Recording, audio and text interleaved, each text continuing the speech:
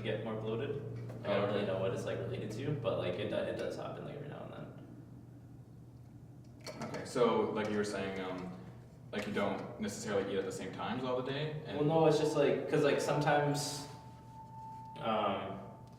like for example, like sometimes instead of rice, I'll have like penne noodles for the whole week. Okay. Or whatever, and then yeah, like I might get more bloated like during that week. So you feel like it might be because you're introducing something new to your body, Yeah. and like maybe just the change into it. Yeah. Okay. So overall, like your dietary fiber is good. Mm-hmm. So I don't think it's anything to do with the fiber that is causing any bloatedness or anything. I do think it's something to do with the carbs. Okay. You could increase it slightly if you really wanted to. It's not a concern. Like maybe throwing in a couple more fruits or fruits into your smoothie that you have on a regular basis. Yeah. Like maybe some different color stuff, like raspberry, strawberry, something like that. For your protein, you are consuming a bit more protein than you need. And this isn't relative to your percentage of protein from your total calorie intake. This is just how much protein you need as an athlete, because you require different amounts of protein than most people because you're trying to gain muscle, you know. So it is a little bit too high. I will touch on that in a bit. And your amino acids,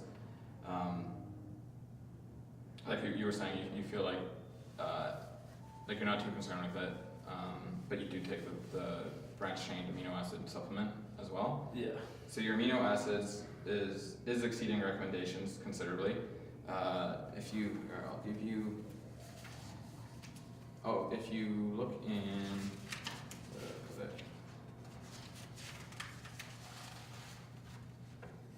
I have it here. So here.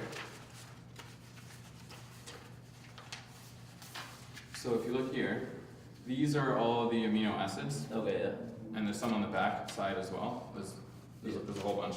You don't need to worry about them exactly too much.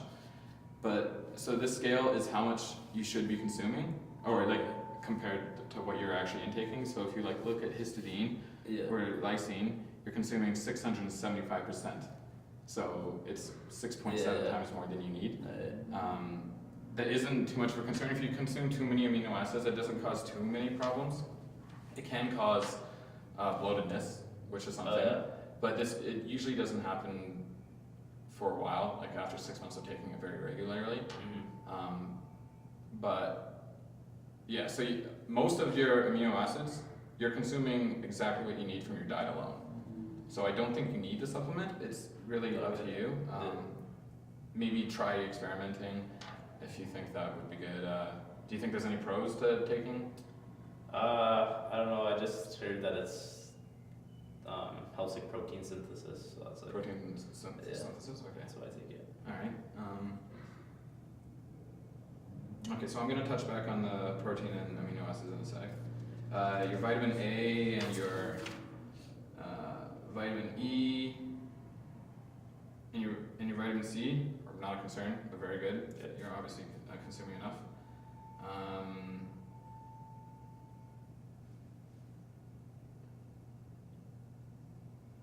Sorry, just give me a sec. So your vitamin D is slightly inadequate. It's kind of normal for most people. It's a lot harder for Calgarians, especially to get vitamin D. As you know, the sun, and we're always bundled up. So I have some recommendations on some things you could change in your diet to consume more. Like if I was saying, if you eat less of the egg yolks, your vitamin D take is going to be even lower. Mm-hmm. So you're going to have to try to get it from other sources, and you can get it from things like fortified milks, like cashew milk, almond milk, if it's fortified with vitamin D. Also, you eat chicken on a regular basis, and you meal prep it. So I would say maybe sometimes introduce like salmon or shrimp instead of in place of the chicken, because they are very good in vitamin D as well. Okay. And it kind of would give you a little bit more variety throughout the week if you ever start to feel like a lull of chicken, you know. But everything else is looking pretty good. Everything else is adequate. There's nothing too much of a concern. Oh, one thing is there's a niacin. Are you familiar with niacin at all? seen on like a food label or anything like I that? think I've heard of it before, but like I don't really know what it is. Okay, it's necessary for like keeping away health problems. Okay. But you are exceeding your recommended consumption by 3.8 times. So, and this is mostly again coming from the chicken breast. Okay. So if you do try to switch up the chicken breast with maybe some more fish or shrimp Yeah. or something like that, that'll help with that as well. Yeah, is there any questions about anything that I? No, I don't think so. No? Do you feel like it's pretty like do you think you want to try maybe switching up? Yeah, I anything think I about might try to like up the carbs a little bit. up the carbs? Because, yeah. Now that I think about it, like since I went into the calorie deficit, I've noticed kind of like the weight that I'm lifting at the gym has gone down a little bit. So Yeah, and that's probably coming from the fatigue as well. yeah. You know, because I really doubt that you're losing any muscle mass, Mm-hmm. which is the cause. It's just energy levels. Yeah, You yeah. know, like it's just harder. It's much harder. And I noticed the same thing when I was going to the gym a lot as well. Okay. So yeah, if you have no other concerns or anything like that, I can show you some recommendations that I got for you, and it's actually, you already have it. It's it's just on the next page. I have 3 recommendations for you. If you want, we can go over it together. So my first recommendation, it's based on your goal of gaining muscle and losing body fat percentage. I would say your protein needs are you're getting what you need and more so. Yeah. So, based on the fact that you live an athletic lifestyle, this is kind of semantics, but there's like a formula. You should be consuming 1.2 to 2 grams of protein per kilogram of body weight that you have per day. Oh, per kilogram? Yeah. Okay. So I provided the numbers that how much you should be consuming. You should be consuming between 81 grams and 136 grams per day, Yeah. and you're consuming 241 grams. So you could lower it by 80 grams. You can do this in multiple ways. Lowering the protein that you put in your milkshake or whatnot, and basically why I'm saying this is because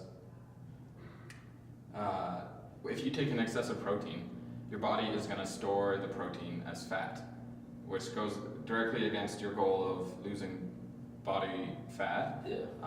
If you lower it, you're still going to be making the same muscle gains that you're going to be doing now. You're just going to be doing it to a point. Like you know exactly how much you need. Just muscle, like no fat. Exactly, and then you'll use the protein. It'll store a little bit, but you'll burn most of it off, and you won't gain any. You won't have to like do as much cardio, or if you do keep doing cardio, you'll lose even more weight from fat alone. Yeah. And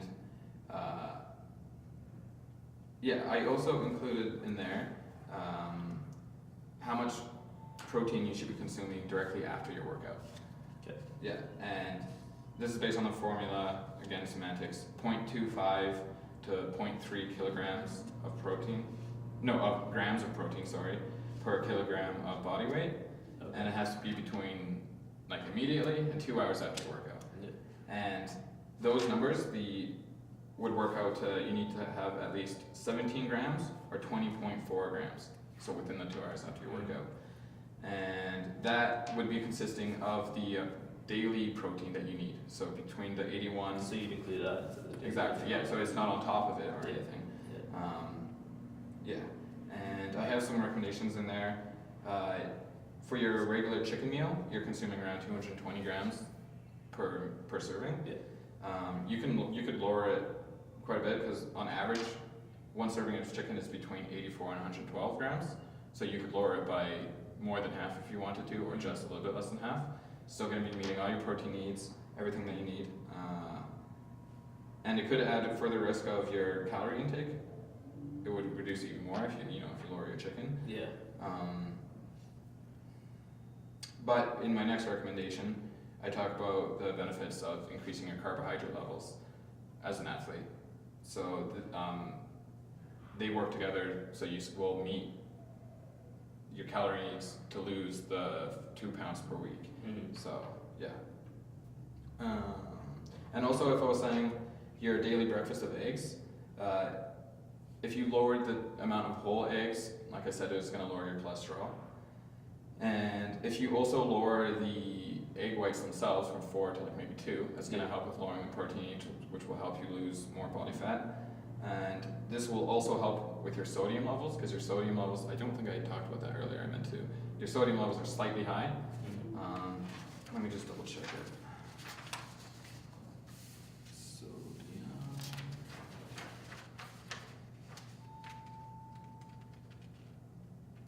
Yeah, so you're consuming 2,715 milligrams when you only need to be consuming 1,500. So you're going over by 1,200. Yeah. And from like the government of Canada recommends that nobody goes over 2,500 milligrams. So you're going over that by 200 milligrams. It's not too big, but you could lower it, you know. And if you follow the less yolks, like less chicken, things like that, don't add too much salt to your meals. It's not a problem at all. Cool. So yeah.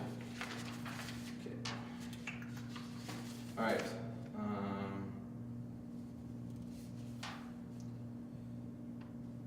And yeah, oh yeah, I forgot to mention this as well. Your vitamin D levels were a little bit high. That's mostly coming from the chicken and the eggs, and would further be from